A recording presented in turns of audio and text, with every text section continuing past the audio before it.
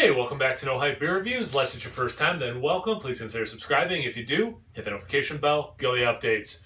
Really excited for today's today's beer video, whatever. It's Kirsty Hot Butcher for the World. Thank you so much for sending it. I really appreciate it. And it's Tuesday, so I'm trying to test my palate, drink something I'm not, accustomed to, etc., etc. And this is called Double Saaz, and it has the regular Saaz hop in it, which I am familiar with. That's in a lot of very traditional pilsners.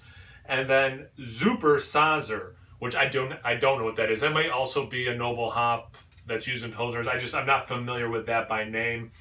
And they're calling it an Italian style pilsner. I've only ever had one other Italian style pilsner. It was also from Hot Butcher. So yeah, definitely fits my Tuesday thing because it's a hop I've never heard of paired with a hop I know, but I don't remember the last time I had a beer that had it in it necessarily. And a style that's not something I'm also very familiar with. What is an Italian style pilsner? It's 5% ABV.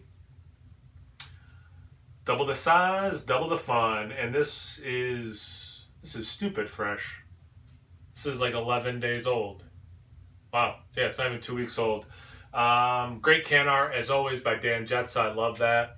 Yeah, try not to read the back of the can where they put their tasting notes until I kind of form my own thoughts.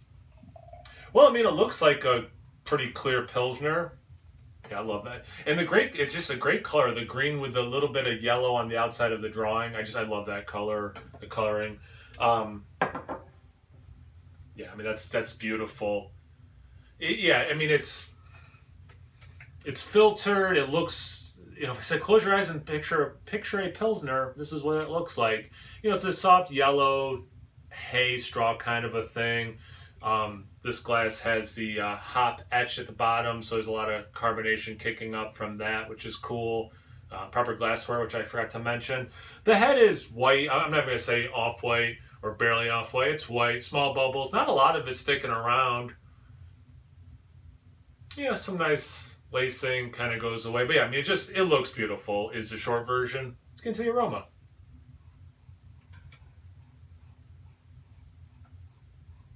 Yeah, this was the right beer to do on a Tuesday because I'm having a heck of a time describing what it is. It's lemony, it's grassy, it's an earthy quality in that grass way. I could say lemongrass, certainly. There is a brightness to it.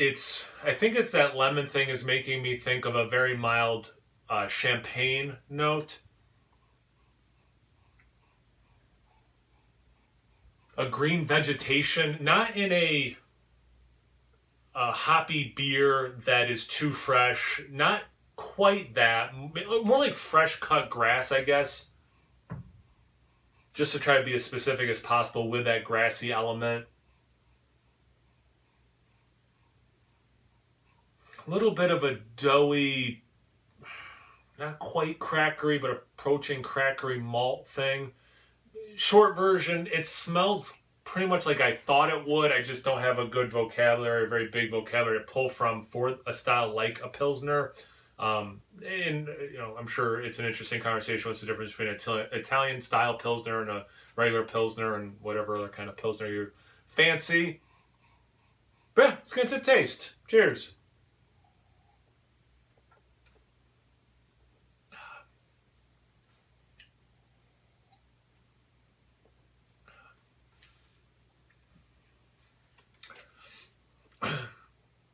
Although I don't drink a lot of pilsners anymore, and certainly don't review many, but I used to drink a lot, obviously, especially when I first got into beer. I mean, just pilsners are what, macros make, and it's invoking that with some more oomph to it. That lemon note for sure. It's zesty, which is nice. The herbaceous, grassy thing is there. The finish, like as I'm talking especially, it's a pithy thing.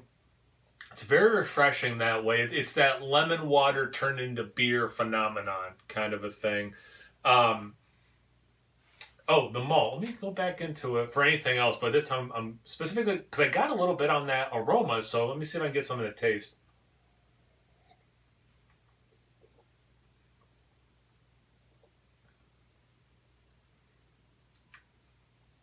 It has whatever that flavor is when you drink plain seltzer.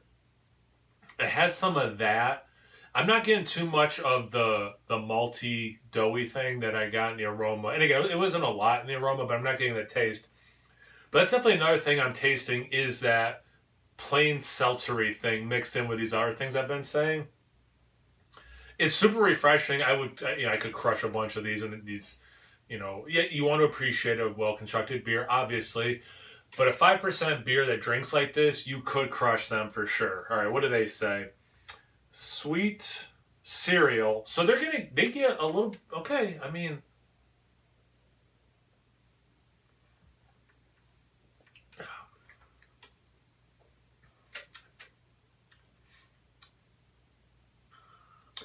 so when I was saying doughy into crackery, like Cheerios. I used to when I lived in Buffalo. I had to drive by. I think it was a General. If I remember correctly, this was like 20 years ago. A General Mills plant. I don't know if they actually made Cheerios there or not, but every time you drove by it, it smelled like Cheerios.